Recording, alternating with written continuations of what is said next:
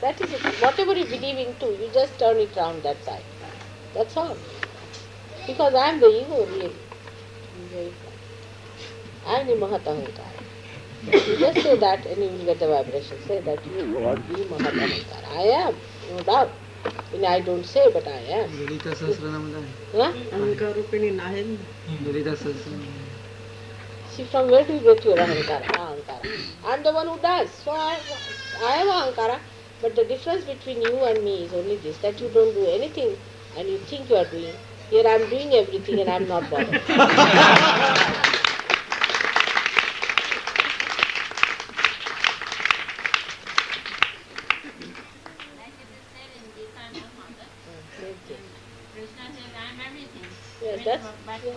Yes, that is true.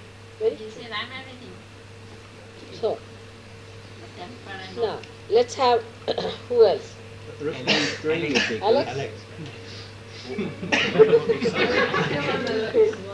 You have never? As I remember all that. Yeah. All right.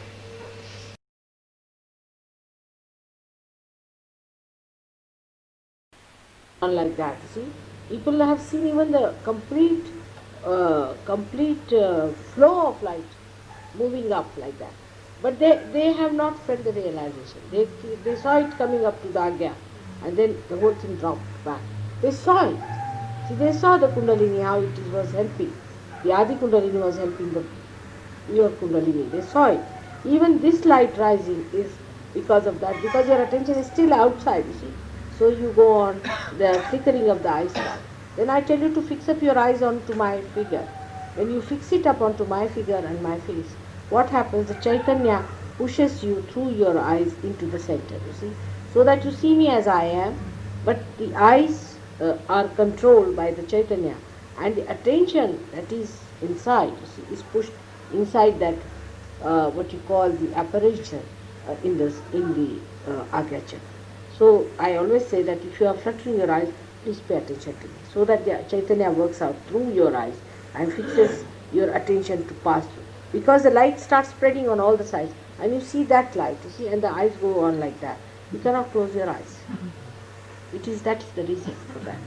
Then the second thing you said, that you are facing your Sahasrara on the thing. Yes, one of the reasons for Nirvichara is that. But also Nirvichara is a way to express the blessings of your mother. When she wants to bless you, see, you wrote the letter, she was happy. Just to bless you, you became Nirvichara. You see, it's the blessing. That's that's the grace, you see, that comes to you from your mother, that you become Nirvichara. That's one has to remember. If you do the things that I tell you, I feel I bless you very much, because they are for your good, for your kalyana, for your mangal. And that's why you are blessed, and that blessing you feel as Nirvichara, because I am Nirvichara myself.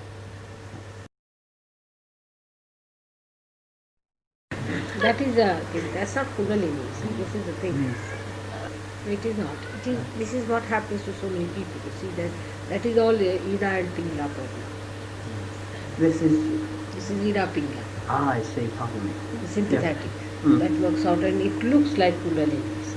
But you don't get any vibrations in the hand, and it looks, even some people get a big hole here down below. No? There are especially this Muktananda, he does like that, and they get a feeling that you should never feel the Kundalini rising like an explosion going up like that. I see. Later or after realization you may feel the slow movement, but normally in realization you do.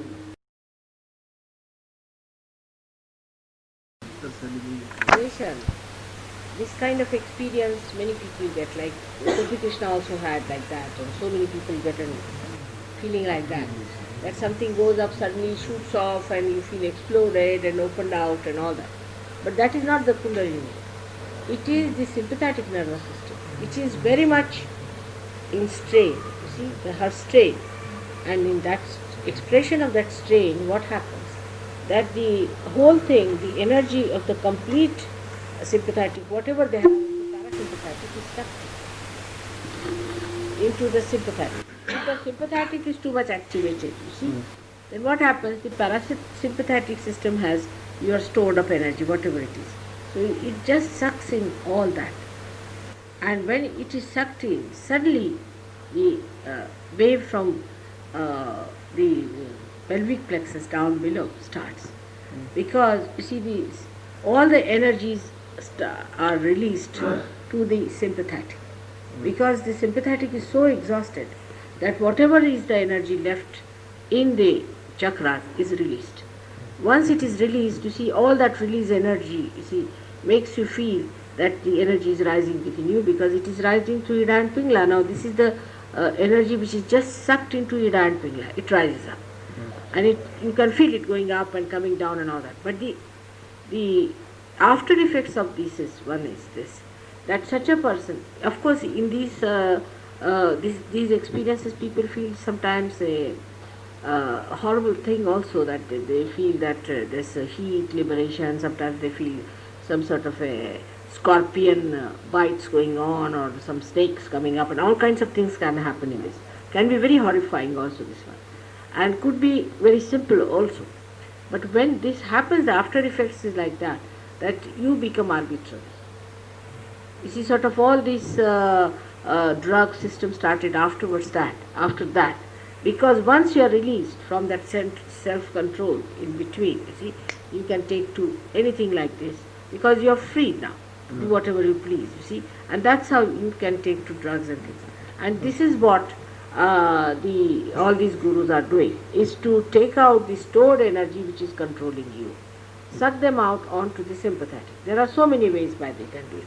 They can starve you, they can make you work very hard, they can make you tired, they can make you say some mantras, things. I mean, they make your sympathetic work so hard that ultimately a stage is reached where your chakras release all the energy that is stored in them and just get out of it, you see. So all this energy they will suck in, and a person feels, oh, suddenly something will happen. But in these circumstances, you see, you may have a big hollow in the head like that, as if like a mad person has, you see, here a big hollow, and the whole thing is sucked in, and you get a hollow there like that. So many people get a thing. That is a very different, but because all that energy that was inside is sucked in. So it has become like a big hollow inside, you see. Like a mad person has too, the same thing. So this is the way people confuse between Kundalini awakening and the exhaustion of the sympathetic. Normally in the Kundalini awakening through Sahaja Yoga, you do not feel anything. It just goes up and works up. But sometimes, if there is, after realization, if there is an obstruction, due to certain combinations, it may be the obstruction may go out like that. But there's a tremendous difference between the two. That first, you release in the hands of the vibration start with that. But with the first one, you do not get, on the contrary, you get heated up. And you start avoiding yourself, escaping from yourself. And this starts, and that's how you get into these drugs. This is very much played by these gurus. You see, that's what they do to you. They exhaust you completely so that you cannot withstand reality and the present moment. And so you try to get into something. And once you try to escape it, you see, the whole release of the stored parasympathetic takes place, and the deities are broken, and you are broken. You become arbitrary. It's a cancerous sort of a thing. So that's not Kundalini awakening, but we would say it is more sympathetic system which comes into play, and the movement of parasystolatic, you can say, what you call that, pumping up, peristaltic movements of the pumping up of the energy starts. You see, they start putting it into the thing, and the whole thing is sucked in because of the exhaustion. So one should not confuse between the two, because after realization you cannot take to drugs and things easily. It's very difficult. You have to really force yourself to take to drugs.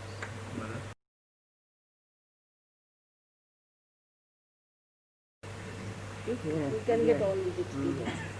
One thing is hypertension. You develop a hypertension, you become very agitated, you start dancing, jumping, doing all kinds of things. See, these things can happen. That you may start dancing, jumping, shouting, doing all kinds of things, getting into licentiousness, permissiveness, because that's how you are let loose. You see, the control on your being of the wisdom is lost, and then you just get into it.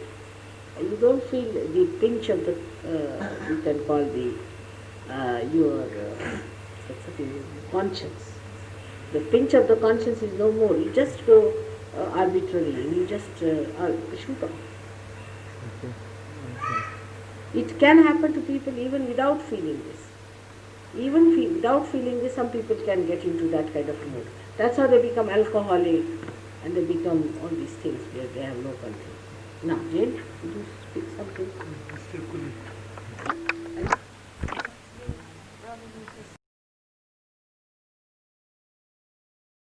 Eventually, he was absolutely on deathbed because he got cirrhosis of liver and he was going to die. See, he had left Sahaja Yoga, he wanted to do it on his own and all that, and he just lost it. Poor thing, within 3 months he started showing results. And he was so badly off, and brought him home. My husband had gone abroad. When he came back, he said, "What's this? You have got a dead person in the house. They are going to prosecute us. We are all going to be in jail. He's going to die." Next moment, the way he is, I just can't look at him. He was very angry. I said, "Now where can I send him? You see, after all, he's so sick. It would be very inhuman to send him anywhere out." He said, "All right, tomorrow you arrange something and send him away." But next day, you see, when my husband got up from his bed, he saw this gentleman walking about. He was so surprised and aghast. He came in, he said, "The fellow is out of his bed. I can't just believe my eyes." And then within 7 days, he was completely cured. But then Gus told me that, "Mother, some of us are so egoistical that we have to go to that limit to know you and to come to you. It's not possible for some people to give up their ego and to behave in this manner. So you better allow them to go to that position and then come back." I said, "For a mother it's difficult. She will try to tell them again and again that no, you try to get all right." So that's what he told me. But this is very true. You see, what I found with the Western people is they're really egoistical in the sense that they don't mind killing themselves. You see, the ego is so self-destroying that they know they're destroying themselves, but just to satisfy their ego, they'll go on destroying themselves. And they reach such a funny point that you just can't understand how they're being so foolish about it. Then he started respecting himself, and then he went to his mother. He said, "I feel tremendous love for my mother," whom he had left for years. He never bothered about her. Then he went down, now he's in Australia looking after his mother, and he'll be coming back to London. I'm sure he's much better off. He writes very sweet letters. So this is what is the thing of Mr. Gus, who was the leader of all the hippies of London, and who was a very clever boy, and he was a physics professor. And so you can imagine what can happen to a egoistical person, how he can lose his complete wisdom. So, last time, what did you say? Because in the first lot that I had in Bharti Vidya, there were about 300 people, out of which were at least 275 people were Indians. And they all were suffering from some disease or other. I got such a fright at night. I was so angry with all of them. I said, "None of you are healthy to come to me." Some were suffering from paralysis, some were suffering from gout, and all kinds of troubles they had. And in that lot, I found Cooley sitting in front of me, and he was absolutely cool. Very, very cool. So much that he was like a frozen, you can say a frozen, dough, see, a frozen dough. And I felt him, I said, "No, this is too much." But because of his heart catching, you see, when your heart is caught up, you can feel that kind of coolness, because it depresses your heart more and you get that coolness. So I called him Cooley. And Cooley is one doctor who you might have heard about him, who is in Houston, where they are operating small children. I had taken my grandchild there. So I met him. He looked very much like our Cooley, but he is a very tall fellow, a very kindly person. And when I saw him, you see, I combined these two things together because he was so cool, and also his face so much like Dr. Cooley that I call him Cooley. And that's how. And then whenever he talked to me, he said, "You remember, Mother, I'm Cooley speaking." So his name became Cooley forever. Now come along. His name is Anthony. What's the surname? Kanayate. He is from Cyprus, you see, very near Greece, from where Alexander the Great came to us, and now comes Cooley the Great.